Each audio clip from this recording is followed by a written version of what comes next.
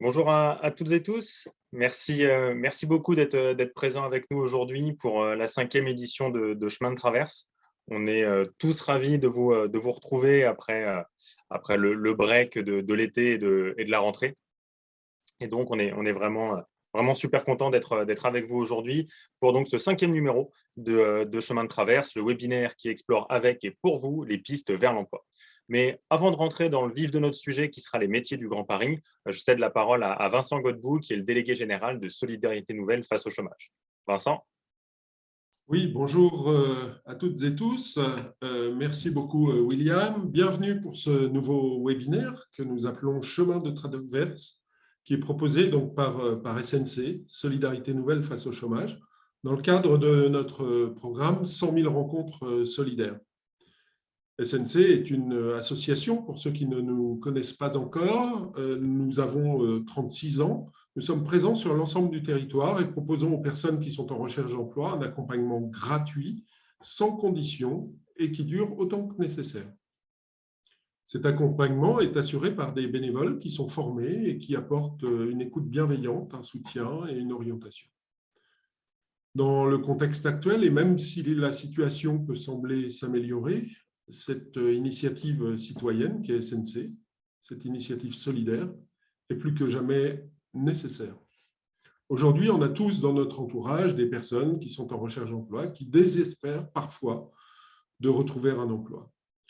Chaque semaine, de leur côté, des employeurs nous témoignent aussi de leurs difficultés à pourvoir ces offres d'emploi. Ce webinaire est là simplement pour favoriser la rencontre. Cette rencontre entre offres d'emploi de longue durée et chercheurs d'emploi.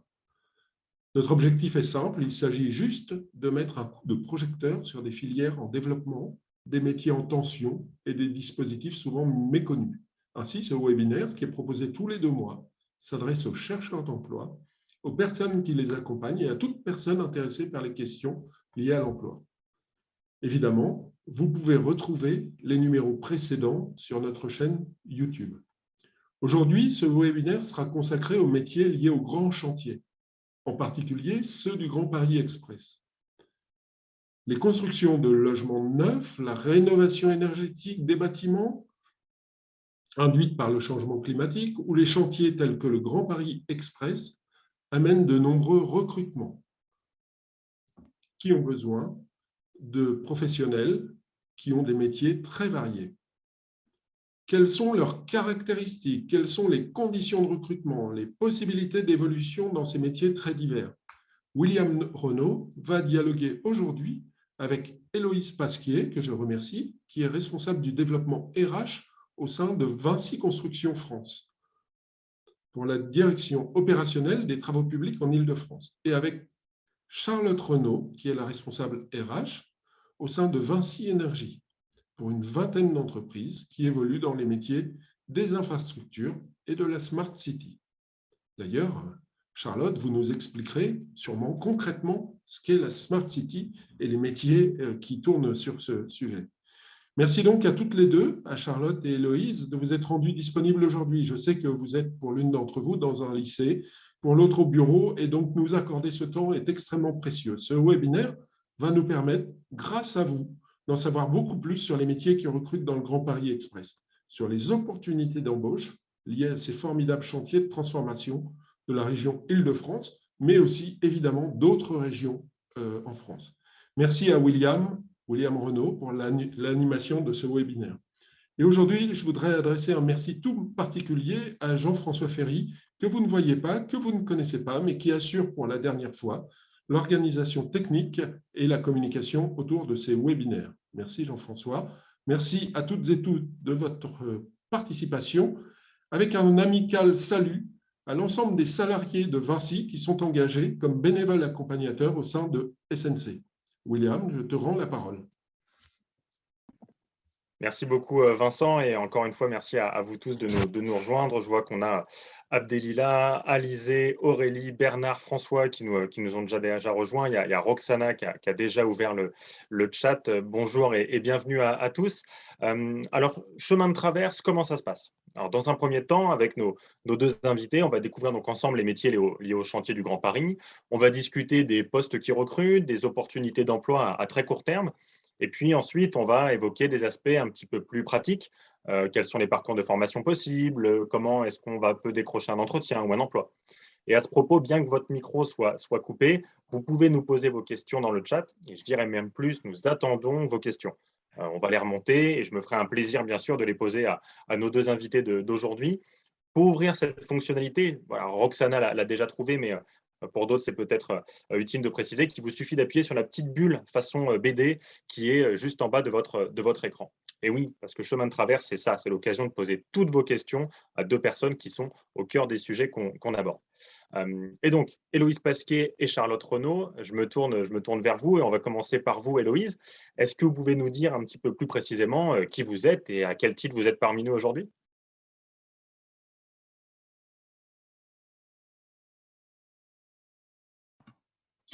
Oui, bonjour à toutes et à tous. Donc, Héloïse Pasquier, je suis responsable ressources humaines et en charge du développement RH également.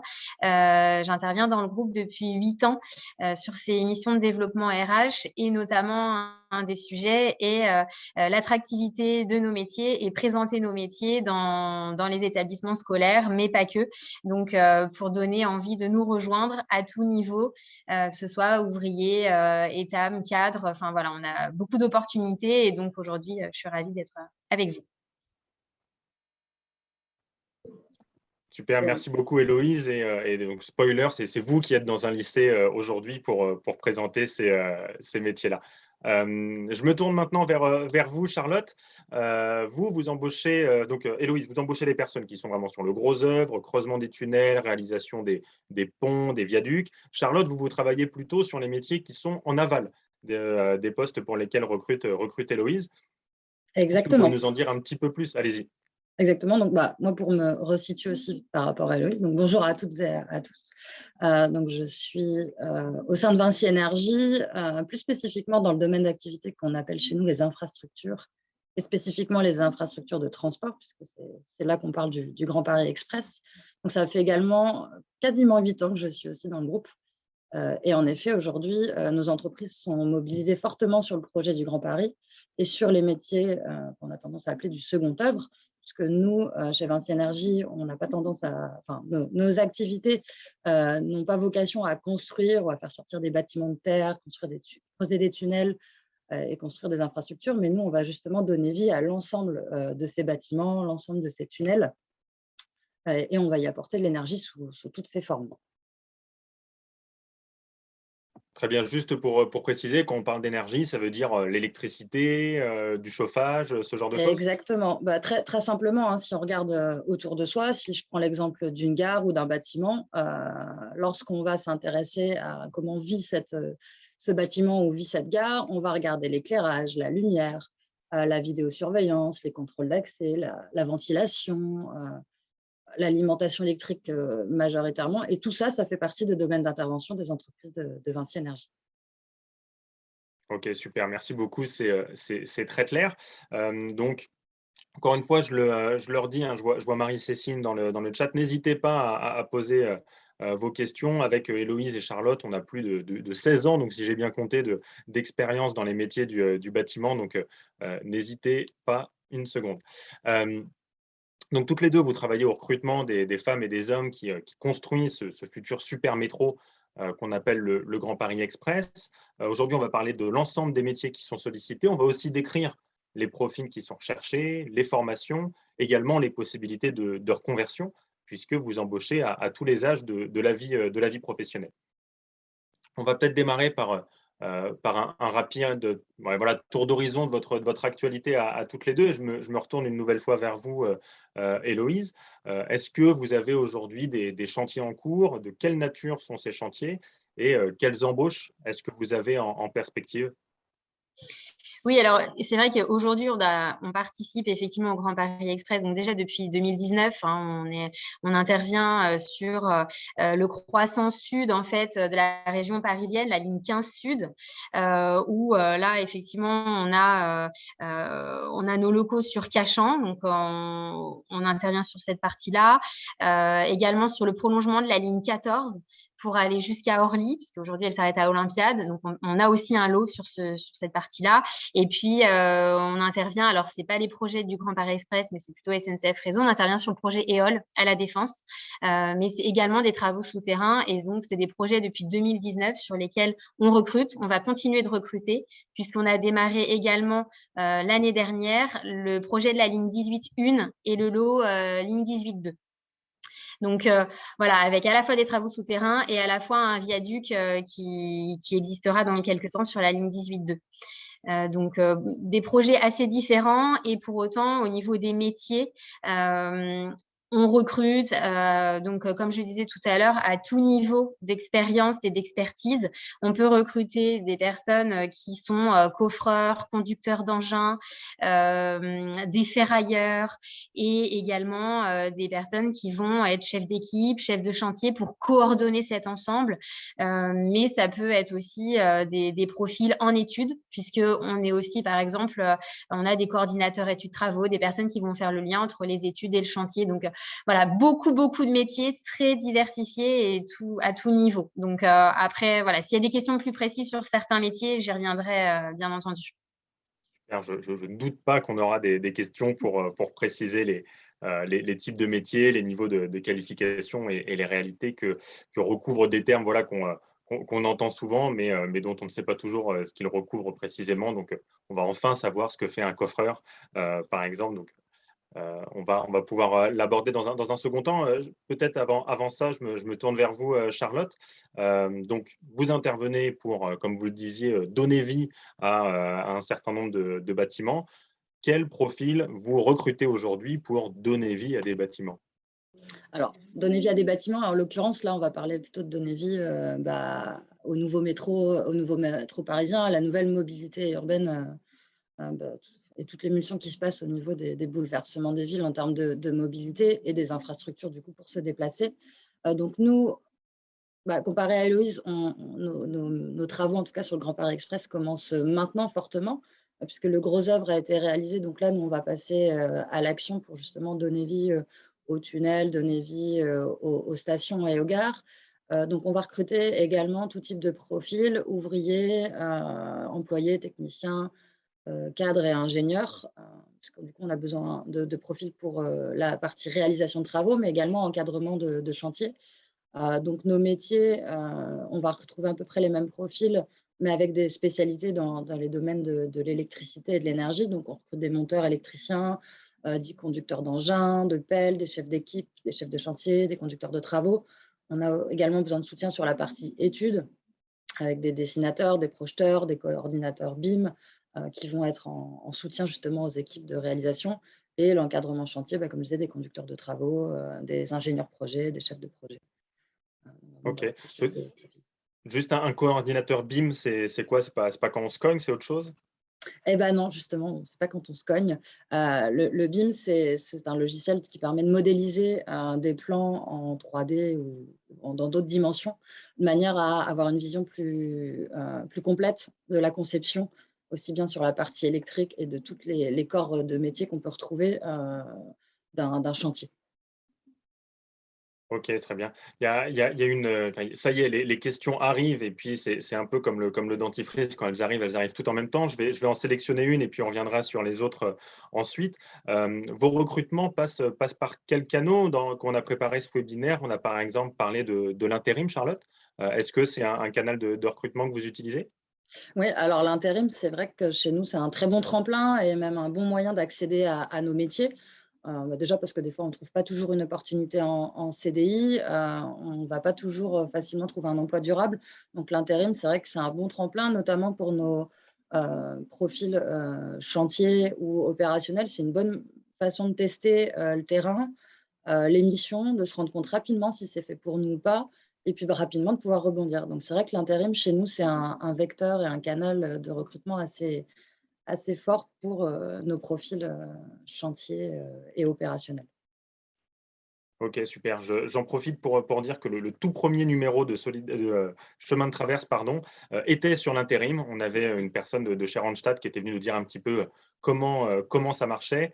Ce webinaire, vous pouvez le retrouver sur la chaîne YouTube de Solidarité Nouvelle face au chômage. Et ce sera, je pense, un excellent complément à ce que vous pouvez nous dire aujourd'hui, Charlotte.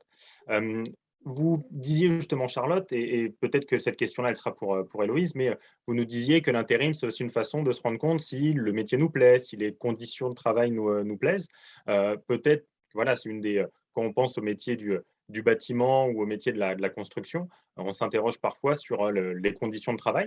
Héloïse, est-ce que vous pouvez nous en dire un mot? Les conditions de travail.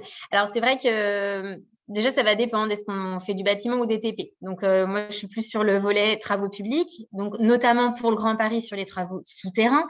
Donc, les conditions de travail, c'est sous terre. Donc déjà, voilà, je préfère le dire et être tout à fait honnête. Il faut pas être claustrophobe, faut se sentir à l'aise sous terre, quoi. On peut être à 20-30 mètres sous terre. On descend soit au début par les escaliers de chantier, mais après ça peut être assez vite la grosse cage d'ascenseur de chantier. Donc voilà, c'est des conditions où c'est particulier. Il y a des systèmes d'aération, de ventilation. Voilà, donc ça, il faut effectivement le supporter. Après, pour le coup, on est très à l'abri. À la différence de d'autres travaux dans les TP, on est plutôt exposé aux intempéries. Donc, voilà, les conditions de travail. Après, il y a des pauses qui sont plus importantes aussi quand on est en travaux souterrains. Mais voilà, on ne fait pas que ça. Les conditions de travail, je dirais qu'aujourd'hui, on y fait en tout cas, on y fait de plus en plus attention. Nos salariés sont très bien équipés aussi. Voilà. Ok.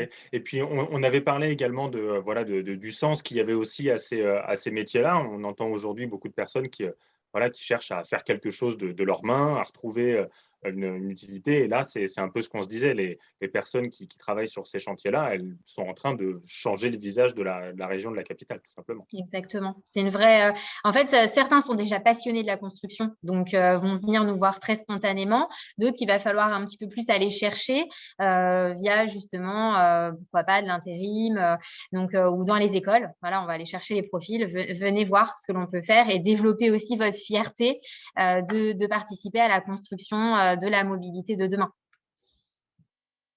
Super, extra. Et donc, c'est typiquement ce que vous faites en allant dans un lycée aujourd'hui pour montrer ces métiers et ces opportunités-là. On va rester avec vous, Héloïse. Donc, on est sur des métiers qui, effectivement, sont difficiles, on ne va pas se le cacher. On a également parlé des rémunérations. En général, on commence au SMIC, et donc les payes ne sont pas forcément mirobolantes. Néanmoins, on cherche du monde, vous cherchez du monde, et vous êtes constamment en recrutement. En préparant ce webinaire, on a croisé notamment, on a vu différents chiffres, et sur l'ensemble des chantiers du Grand Paris, on parle de 15 000 emplois sur les chantiers donc de ce super métro. Et il y a aussi des opportunités pour progresser au sein des entreprises. Héloïse, vous nous en parlez en préparation. Est-ce que vous pouvez nous en dire un mot? Oui, alors effectivement, il y a plusieurs possibilités. Pour répondre aux enjeux du Grand Paris et constituer nos équipes, on s'est basé sur nos équipes actuelles. Et ils ont été détachés sur le Grand Paris. Sauf que, bien évidemment, on n'a pas assez de monde. Donc, on est allé chercher des profils plutôt liés à l'intérim et que l'on va, donc après une période, 6 mois, 1 an, voilà, si tout se passe bien, on peut faire des sessions de recrutement collective où on va venir tester leurs compétences, tester leur envie de nous rejoindre. À ce moment-là, on les recrute en CDI. Et donc ensuite, l'évolution. Donc, si on prend un profil, je ne sais pas, par exemple, coffreur, maçon coffreur, au fur et à mesure de son expérience, il va développer son expertise. S'il a envie de manager, il pourra passer, par exemple, chef d'équipe, encadrer 3, 4 maçons coffreurs, puis ensuite continuer d'évoluer. Je dirais que chez Vinci, on laisse quand même la possibilité, le champ des possibles. Si la personne est motivée, se plaît, est passionnée, il n'y a pas de raison qu'elle n'évolue pas. Très bien, oui, c'est ce qu'on se disait, qu'il y avait des possibilités d'évolution en 3-4 ans pour devenir chef d'équipe pour les plus motivés. Vous nous parliez également des dispositifs de formation interne qui peuvent exister. Comment ça se passe là aussi? Donc, il y a plusieurs possibilités. Donc, soit on a des recrutements qui se font via des stages, il y a de l'alternance, donc une transformation ensuite en CDI après stage ou alternance. Et puis, ça peut être également via notre partenaire, le GEC, le groupement des entreprises pour l'insertion et la qualification en Île-de-France. On est partenaire du GEC Île-de-France et on va constituer avec le GEC des promotions, des personnes donc qui sont parfois éloignées un peu de l'emploi, qui ne savent pas vers quel secteur aller, mais qui ont envie d'acquérir une compétence, d'avoir une certification à l'issue. Là, on le fait là sur 2 de nos sociétés où c'est des personnes qui ont été sourcées, recrutées par le GEC et qui sont mises à disposition au sein de notre périmètre et notamment certaines personnes. Et en plus, c'est des femmes, c'est une promotion de femmes. Donc, voilà, on essaye aussi de mettre l'accent sur la féminisation de nos métiers. Et donc, ces personnes-là vont suivre un cursus au sein de notre centre de formation Vinci, le centre Sésame, dans le 91, régulièrement. Donc, c'est un système d'alternance. Et à la fin, ces personnes-là auront un titre pro, maçon, coffreur, et avec une petite spécificité aussi conduite d'engin. Donc, c'est aussi des choses que l'on fait pour rendre nos métiers attractifs et nous permettre de recruter également en CDI à l'issue. Ok, super. Et avec cette réponse, vous répondez à la question de Michel Fargue, voilà, qui demandait s'il y a des personnes en alternance qui sont prises. La réponse est donc oui. Et juste pour peut-être conclure ou rajouter une information sur les dispositifs d'insertion. Dans le cadre des chantiers du Grand Paris Express, il y a un certain nombre d'heures d'emploi qui sont fléchées spécifiquement vers ces dispositifs. Donc, effectivement, il y a du travail qui est réservé par les appels d'offres, tout simplement, sur ce type de dispositif. Charlotte, je me tourne vers vous de nouveau. On parlait donc des opportunités du côté de l'insertion. Dans le fléchage de ces heures dont je parlais, à qui ça s'adresse et dans quel cadre ça peut être mobilisé? Alors en effet, comme tu le disais, les clauses, on a des clauses d'insertion à travers nos projets, principalement les projets du Grand Paris. On a tendance à aller vers des organismes comme le GEC, que mentionnait Héloïse, parce que du coup, c'est un bon moyen pour nous de se rendre visible et accessible auprès de personnes éligibles à l'insertion ou dans des situations de précarité ou de difficultés face à l'emploi. Il y a pas mal de fléchages possibles en termes d'accompagnement. Ça peut être de l'intérim, ça peut être du contrat de professionnalisation, de l'alternance, ça peut être du CDD, ça peut être du CDI. Vraiment, on essaye de s'adapter à tous les profils et tous les parcours, y compris si derrière, il n'y a pas nécessairement un diplôme correspondant ou un niveau on va dire, de compétences techniques présentes. Nous, on va essayer aussi d'ouvrir le champ des possibles pour toutes les personnes. On recherche avant tout aussi des personnalités. Il y a plein de qualités professionnelles et qualités personnelles d'ailleurs qui sont transposables à n'importe quel métier. Le sens de l'organisation, la bienveillance, l'esprit d'équipe, la solidarité. Voilà, plein de compétences aussi qu'on va rechercher et qu'on peut accompagner vers l'emploi avec des process type alternance, intérim ou autre. Très bien, donc vous recrutez des personnes avant de recruter des CV, si je puis me permettre. Exactement. Super. Mais néanmoins, on en passe souvent par la case CV pour trouver un emploi. Alors, Charlotte, dites-nous un petit peu où est-ce qu'on peut aller déposer son CV, trouver des offres. Bref, une fois que le webinaire est terminé, qu'est-ce qu'on fait? Où est-ce qu'on va? Alors, du coup, nous, on a principalement ce qu'on appelle chez nous les pages carrières. Donc, en fait, c'est des espaces sur nos sites internet, aussi bien de Vinci, Vinci Construction, Vinci Énergie, sur lesquels on va publier l'ensemble de nos besoins en recrutement sur tout type de profil, dont les profils dont on parlait avec Héloïse, et également sous tout type de contrat. Donc, que ce soit du stage, de l'alternance, du CDD, du CDI. L'intérim, après, bien sûr, est dédié et on va dire piloté via les agences d'intérim, mais on va avoir tendance à publier tous nos besoins, et y compris, pour rebondir sur une des questions qui était posée par Maria, toutes les fonctions support, donc que ce soit RH, com, QSE, vont également faire partie des profils que l'on cherche. Donc, on a les sites carrières, on a les pages emploi, on a les réseaux sociaux, type LinkedIn, Facebook ou autres. Voilà, autant de moyens de trouver nos offres en ligne. D'accord. Et j'en profite pour répondre à la question de Marie-Cécile qui demande si un support écrit PowerPoint est prévu à l'issue du webinaire. On réalise toujours des petites synthèses. On met la vidéo que vous voyez aujourd'hui sur notre chaîne YouTube et on a un ensemble de liens que vous pourrez trouver en description de cette chaîne-là qui vous permettront d'aller directement sur les différentes ressources qu'on peut évoquer. On a deux questions encore, excusez-moi, je reviens, mais on a deux questions sur l'intérim. D'une part, une question extrêmement précise avec quelles agences d'intérim vous travaillez, s'il y en a une ou deux en particulier, ou si c'est large. Et puis, est-ce que ce sont des agences d'intérim spécialisées avec lesquelles vous travaillez? Charlotte, on va peut-être rester avec vous pour cette question-là. Et puis, si ensuite Héloïse veut rajouter quelque chose. Okay. Alors, en effet, toutes nos entreprises ont leur propre réseau d'agences d'intérim. En général, l'approche, ça va être l'approche géographique. On va essayer d'aller adresser les agences d'intérim qui sont situées sur les territoires de nos chantiers, les territoires de nos entreprises pour valoriser l'emploi en local. Donc, je n'ai pas forcément de nom à dire comme ça, parce que c'est très local. Donc, en effet, je ne vais pas faire de la pub parce que pour autant, il y en a d'autres aussi que je ne connais pas qui font partie de notre réseau.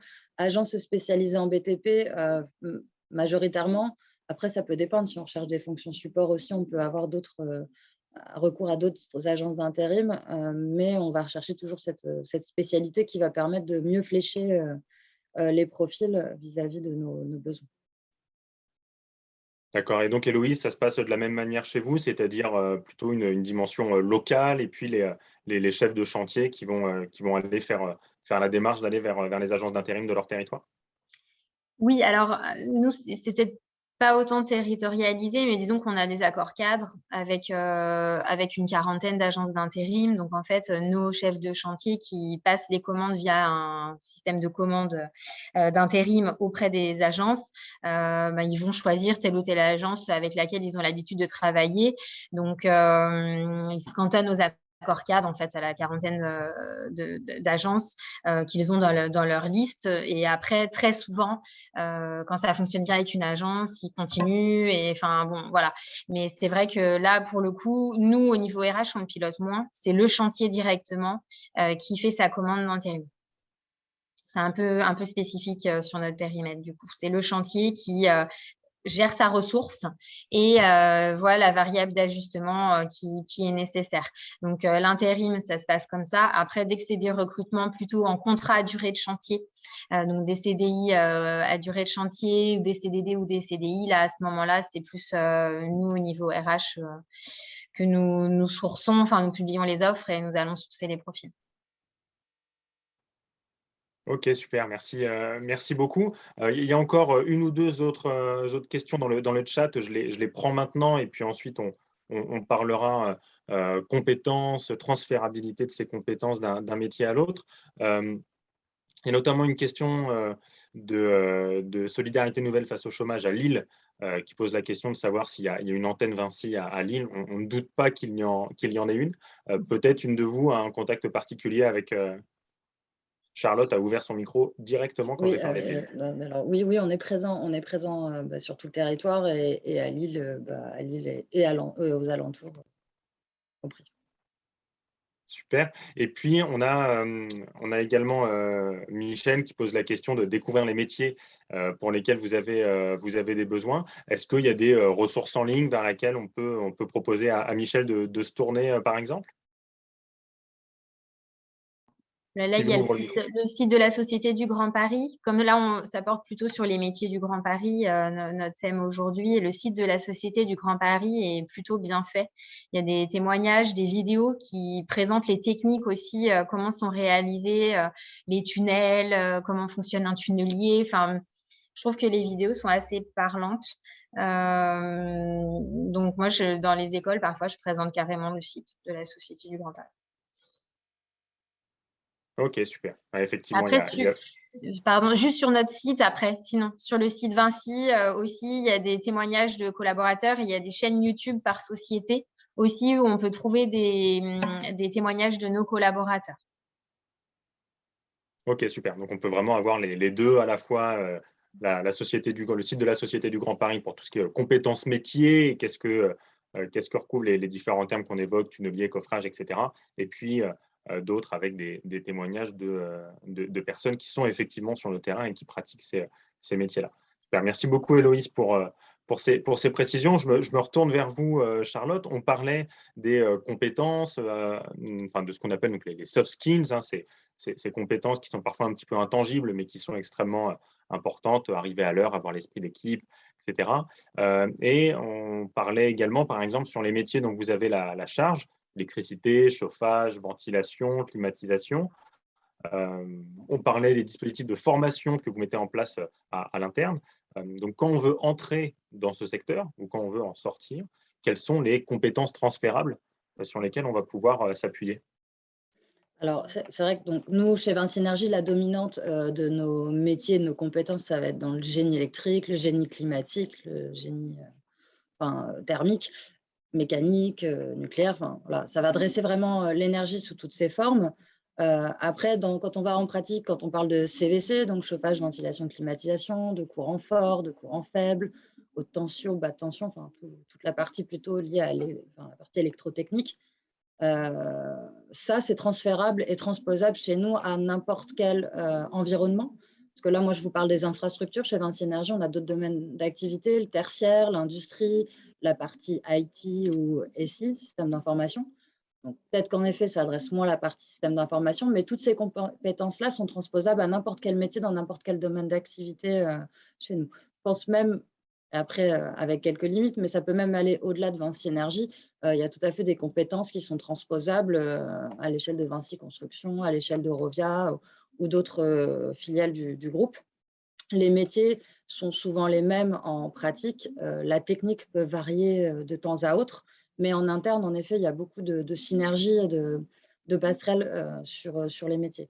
À l'externe, c'est vrai que souvent, en termes de transposabilité des compétences, les métiers de l'artisanat, souvent, on va retrouver des électriciens, des coffreurs, comme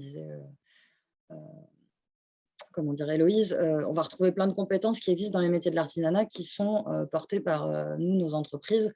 Les passerelles existent. Je n'ai pas forcément d'exemple concret aujourd'hui, mais je sais que ça fait partie des passerelles qui peuvent. Super, ouais, sur tout l'ensemble des métiers dont on parlait, électricien, menuisier, Voilà, ouais. chauffage, ventilation, etc. Tout ça, bien sûr, c'est des compétences qui transitent bien, si vous me passez l'expression, entre les grands groupes, l'artisanat, voire même des formes d'entrepreneuriat autour de ces métiers-là. Ok, super. Merci Charlotte. Peut-être poser la même question à Héloïse. Les compétences transférables qui sont liées au métier du gros œuvre. Qu'est-ce qu'on peut avoir comme compétences de ce côté-là, Héloïse? Alors, c'est vrai que c'est une question très vaste, mais les compétences, elles sont très nombreuses. Finalement, quand on maîtrise les techniques du génie civil, je dirais, alors bien sûr, la partie ouvrage souterrain est quand même assez spécifique, mais pour autant, ça reste du béton. Donc, le génie civil de manière générale, on peut passer d'un projet du Grand Paris Express à demain un projet qui va être plus classique pour une de nos sociétés qui s'appelle Chantier Moderne Construction, qui va réaliser par exemple des ponts, qui va renforcer, par exemple, ils ont eu un projet dernièrement, renforcement d'un pont avion sous Orly. Donc là, on vient plutôt en rénovation et en renforcement, mais on a besoin de compétences de génie civiliste. Donc, c'est pour donner un exemple de projet. On est intervenu aussi il y a quelques années sur la canopée des Halles.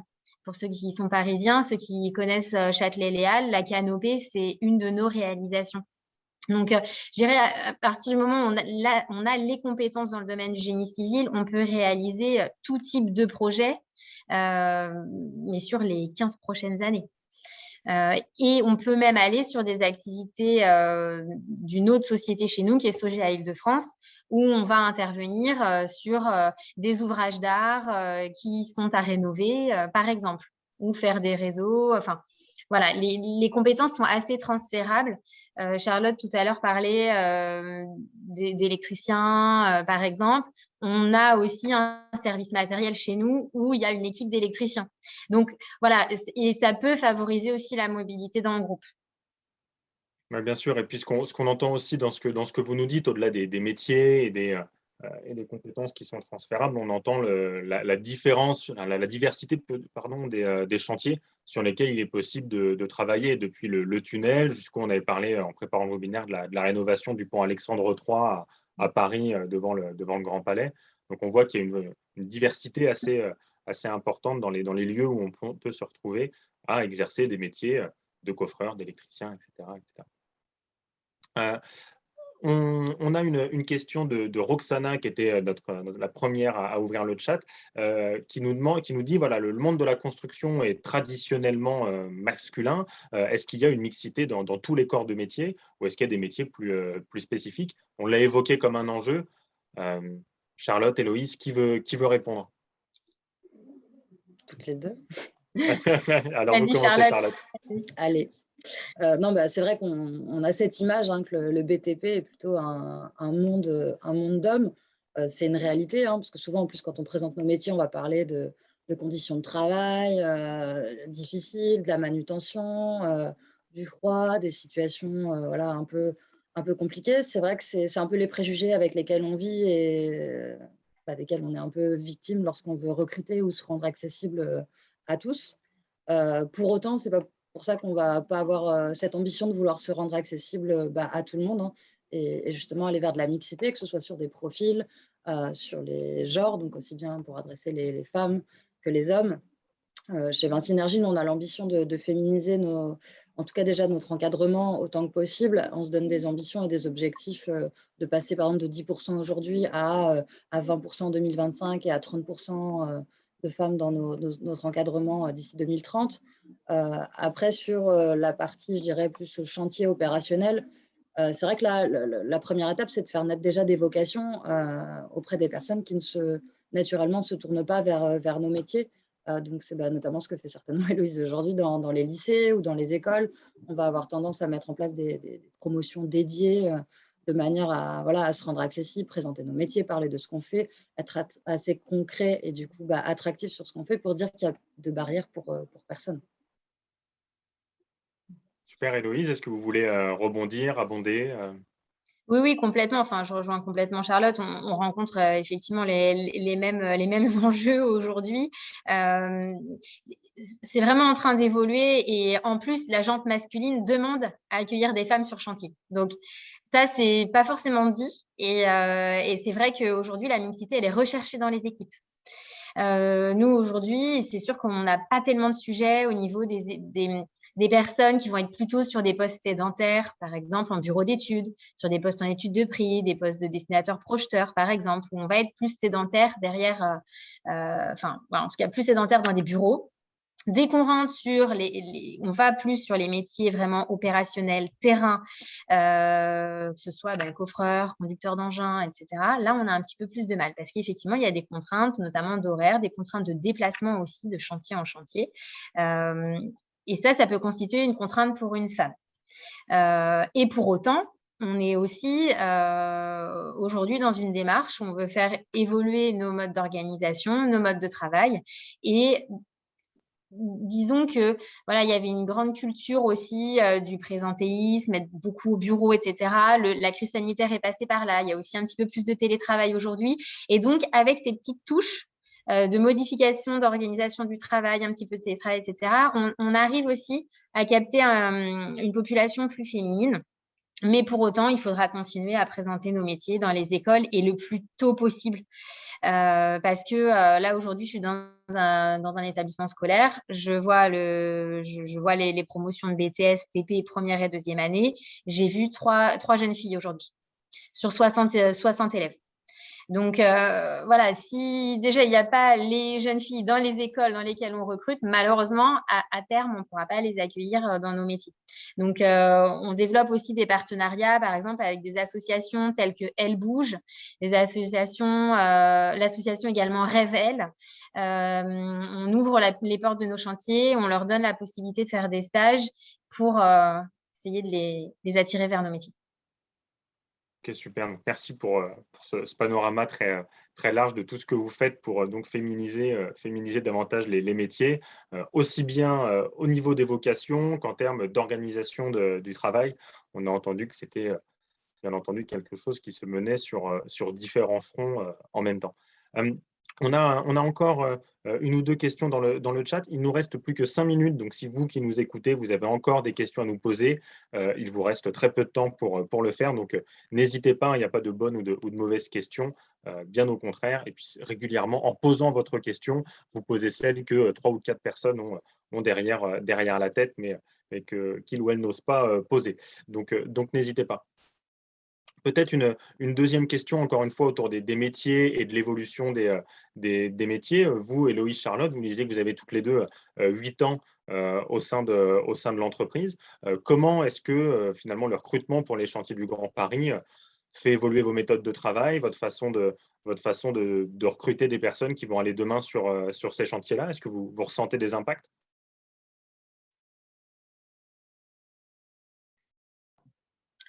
Les méthodes de recrutement, je dirais que si on va plus en proximité, oui, présenter nos métiers, oui, on aura davantage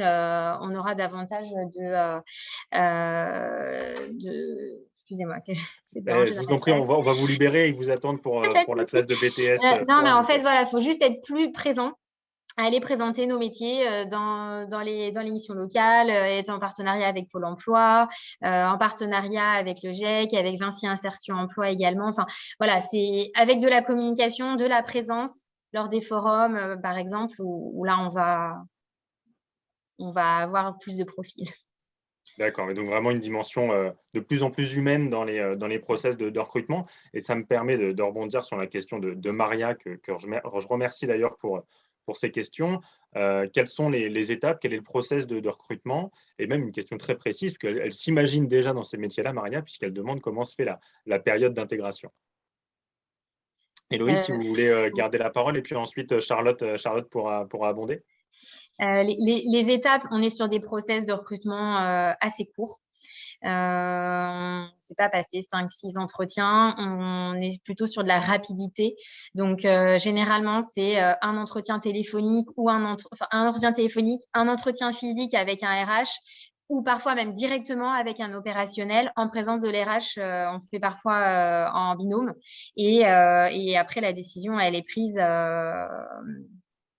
très très vite, hein, et on a des recrutements qui se déroulent. Alors, après, tout dépend du niveau de formation aussi, mais c'est des recrutements généralement qui peuvent se finaliser en 3 semaines à partir du moment où on a bien la personne, voilà, le CV nous intéresse et on avance ensemble. En 3 semaines, on peut finaliser un recrutement.